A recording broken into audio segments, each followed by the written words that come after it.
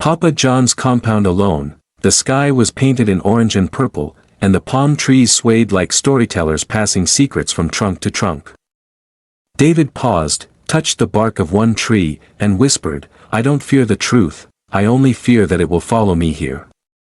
He didn't know that the truth had already followed him. It was threading its way slowly toward Umuabana, one step at a time, and the trees, ancient witnesses that they were, rustled softly, warning him, or welcoming him, he couldn't tell which. Night settled over Umuabana like a storyteller drawing a thick dark cloth across the sky. The stars blinked awake one by one, and the air filled with the soft hum of crickets. After a long day in the grove, David Nkem sat quietly outside Papa John's compound, staring into the orange glow of a small oil lantern. He felt peace. But also fear. For the first time since abandoning his empire, David felt like a man again, just a man, not a billionaire, not a headline, not a target, but peace rarely lasts for those who run from shadows. Papa Jon walked out of his hut slowly, leaning on his staff. The old man studied David for a long moment before speaking. "You climbed better today." Papa Jon said. David nodded. "I'm trying." "Trying is good," the old man replied. "But it is not the same as changing." David lowered his gaze. Papa Jon stepped closer. "Your hands may learn the work, but your heart must learn the truth." David didn't answer. Instead, the whisper of the trees rose again, soft but unmistakable. Papa Jon looked up, eyes narrowing. He felt something shifting too, but before he could speak again, a soft voice called from the entrance, "Good evening, Papa Jon." It was Sarah Ada, carrying a bowl of roasted plantains. Her presence lit the compound in a way the lantern never could. Her steps were graceful, her eyes bright with genuine regard. "I brought food," she said. "I made too much. I thought David might be hungry." David blinked, surprised and flustered. Papa Jon chuckled quietly. "Sit, sit," the old man said, waving his hand. "Food tastes better when shared." Sarah smiled and sat, placing the bowl between them. For a moment, no one spoke. The crackle of the lantern fire filled the silence until Sarah softly asked, "Why did you come to Umuabana, David?" David froze. Sarah tilted her head slightly, waiting. Her face was kind, but her eyes were sharp, sharper than most noticed. She was a woman who measured truth carefully. David forced a small smile. "I needed a new beginning." "From what?" she asked gently. David swallowed hard. Papa Jon pretended not to listen, but his ears were sharp as his eyes. "I had a life," David said slowly, "that did not feel like mine anymore." "That doesn't sound like the whole story," Sarah replied. David looked away. He didn't dare speak the truth. Not yet. In the shadows outside the compound, someone else watched, Richard Chike. His fists tightened as he saw Sarah laughing softly at something David said. Richard's breath hissed through his teeth. "That stranger," he muttered. "Who is he, truly?" He took one step closer, then another, until a dry leaf crackled under his foot. Papa John's voice cut through the night like a blade. "You can come out, Richard Chike." Richard stiffened. He stepped into the lantern light, forcing a smile. "Good evening, Papa Jon," he said. "Evening," Sarah replied, though her tone held no warmth. David remained silent. Richard's eyes flickered over the scene, narrowing. "You're eating together," he said. "We're eating food," Sarah corrected calmly. Richard's jaw clenched. "I came to check on you, Sarah. The path at night is dangerous." "I know how to walk my path," she replied evenly. Papa Jon watched the tension rise like heat from a fire. Richard stepped closer to David. "So, stranger, how long will you be here?" David met his stare with quiet steadiness. "As long as I'm welcome." Richard smirked. "We'll see how long that is." The air grew thick. Papa Jon finally tapped his staff on the ground. "The night is for resting, not fighting." Richard hesitated. Then forced a respectful bow to Papa Jon and walked away, though the fury burning in his eyes was unmistakable. Sarah sighed softly. "Ignore him, David. Richard is not a bad person. He is just jealous," Papa Jon finished. Sarah shot the old man a warning glare, but Papa Jon only chuckled. Later that night, David retreated into his small hut. Moonlight spilled through the cracks in the thatched roof. The air was cool, quiet, peaceful. Until the dream returned, the same voice, the same whisper, the same warning, but this time, the dream changed. He saw his mansion, his office, his name flashing on digital screens, men in dark suits pacing angrily, one of them shouting. He disappeared. Find him. David jolted awake, chest thundering. He sat up, breathing hard, sweat dripping down his face even in the cool night. Outside, a faint rustling came from the palm grove. Not wind, not animals, something else. He stepped outside slowly, drawn by the sound. The palm trees swayed as if breathing deeply, too deeply, and the shadows between them moved like figures whispering secrets. Papa Jon emerged from the darkness, as if he had been waiting. You felt it, the old man said quietly. David nodded, trembling. The trees hear things, Papa Jon murmured. They know when danger walks toward us. Danger? David whispered. Papa Jon stared at him with eyes that could see beneath skin and bone. Your past, he said. It is not done with you. Just beyond the grove, another figure stood watching the village, a man in neat city clothes, a man who did not belong, a man carrying a photograph of David. He studied the picture under the moonlight, then turned his gaze toward the village of Umuabana, and smiled. The wind rose, the palms shivered. David felt something cold wrap around his heart. The truth was coming, and the trees, the ancient trees, already knew how it would end. Morning came slowly to Umuabana, as though the sun itself hesitated to touch the secrets that had settled overnight. Dew clung to the leaves, and the palm trees stood tall and silent, too silent, as if waiting for something to unfold. David did not sleep again after the dream, nor after seeing the strange man hiding beyond the grove, nor after hearing Papa Jon confirm the truth he feared most. Something was coming, something from his past, something dangerous. But dawn did not wait for fear. Papa Jon pushed the door open and peered inside the hut. You look like one who wrestled with spirits, he said. David rubbed his eyes. Maybe I did. Papa Jon studied him carefully. The day does not care about the night's trouble. Work awaits. David forced himself to rise. David and Papa Jon walked to the grove, but the air felt different. He could feel it. Papa Jon could feel it. Even the trees seemed to sense it. A strong wind blew through the palms, bending them in a strange rhythm, almost like they whispered warnings in a language older than the village itself. David paused mid-step. Papa Jon tapped his staff. Do not fear wind, the old man said. It is not the wind I fear. David murmured. Papa Jon said nothing, but his eyes held understanding. At the grove, Sarah Ada arrived carrying a basket of yam slices. She approached with her usual calm grace. But her eyes immediately found David's face. She saw the exhaustion. She saw the worry he tried to hide. You didn't sleep, she said. David shook his head. Papa Jon snorted. The boy is learning that truth grows like weeds. You pull one, three rise. Sarah frowned. Papa Jon, must you always speak in riddles? Riddles make truth easier to swallow, the old man replied. David attempted to smile, but even Sarah saw how forced it was. She set her basket down and stepped closer. You can tell me if something troubles you, she said softly. David hesitated. Then shook his head again. I don't want to bring my troubles here, he whispered. Sarah leaned in, voice calm but firm. Everyone carries something. What matters is whether you face it or it faces you.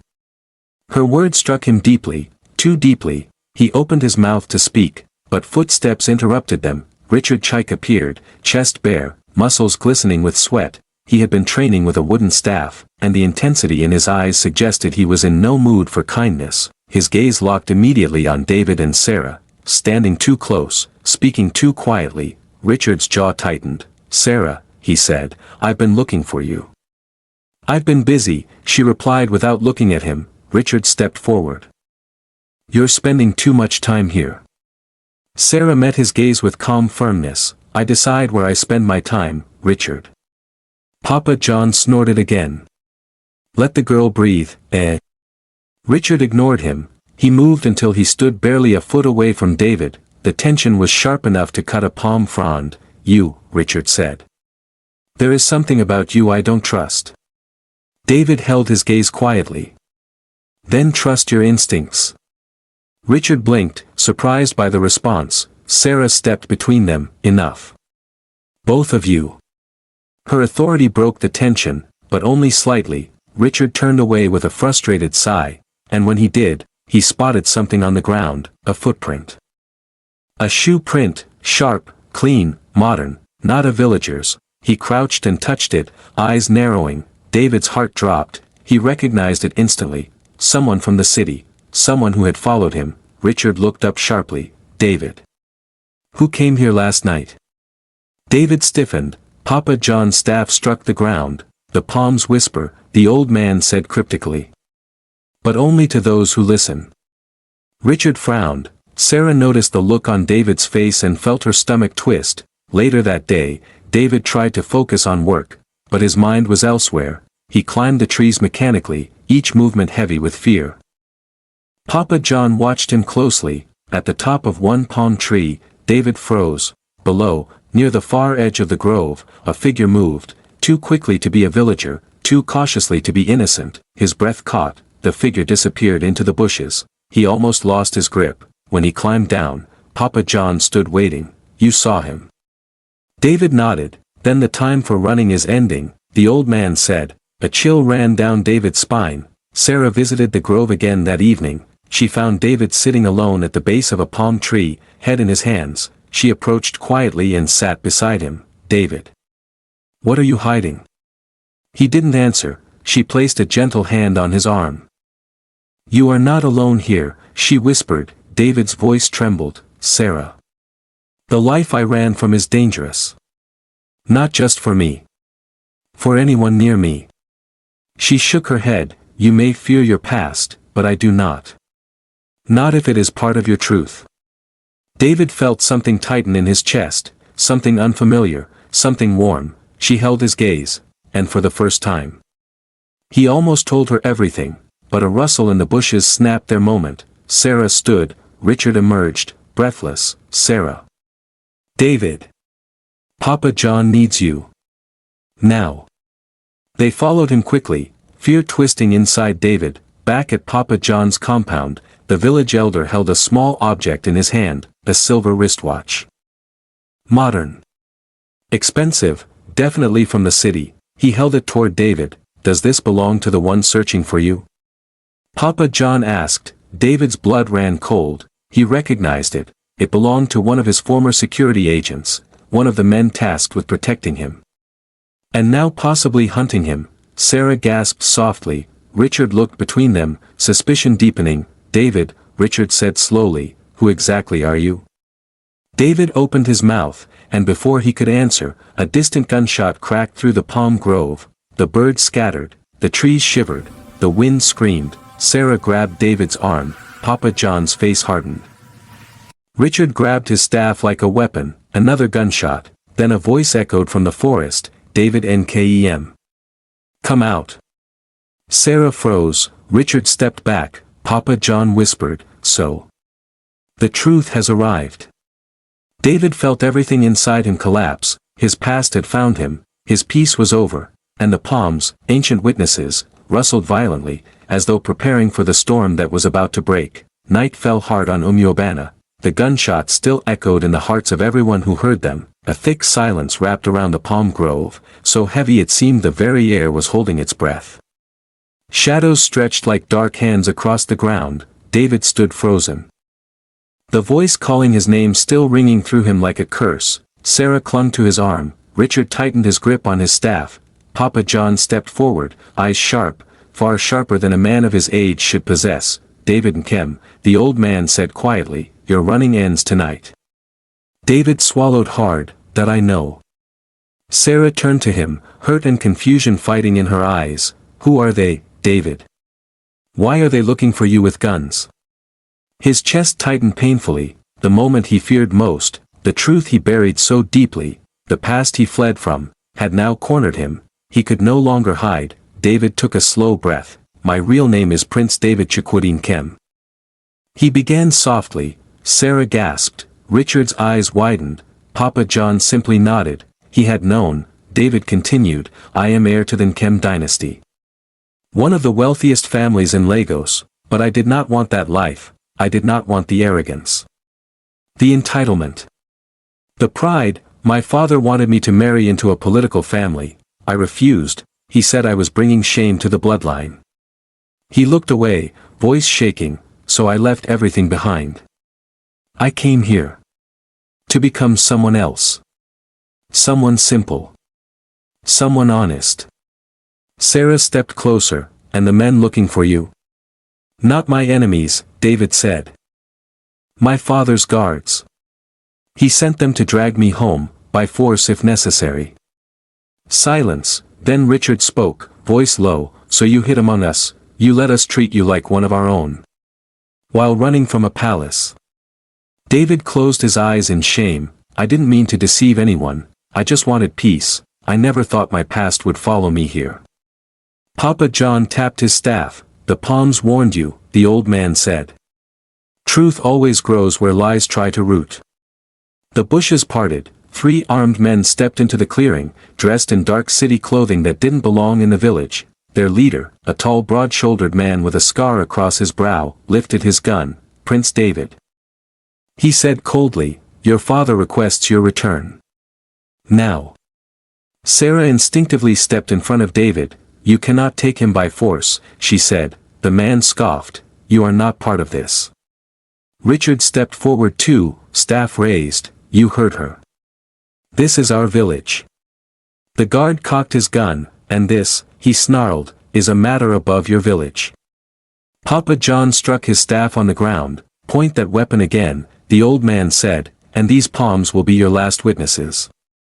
The guard hesitated. Something in Papa Jon's voice, something ancient, something larger than the moment, left even the armed men uneasy, but the leader regained control. "Prince David. Walk to us. Don't make this ugly." David exhaled shakily. He stepped forward. Sarah grabbed his hand. "David. Don't." He turned to her, eyes full. "I can't let anyone here be hurt because of me." "But you'll be hurt," she whispered. A small, sad smile touched his lips. "You gave me more life in weeks than I had in 20 years, if this is where it ends. Then it ends with gratitude." Her eyes filled with tears. David released her hand. But Papa Jon blocked his path. "Young man," he said softly, "before you choose your fate, tell me, what do you want?" David swallowed hard. I want to stay, here, with all of you, with her." He looked at Sarah. She trembled but held his gaze. "I want a life that is mine." Papa Jon nodded, then listened carefully. He pointed at the towering palms. "These trees have seen centuries of kings rise and fall, but only the humble remain free. If you stand firm for what you desire, your truth will protect you." David didn't understand, until the forest behind the intruders rustled violently. The entire village began to arrive.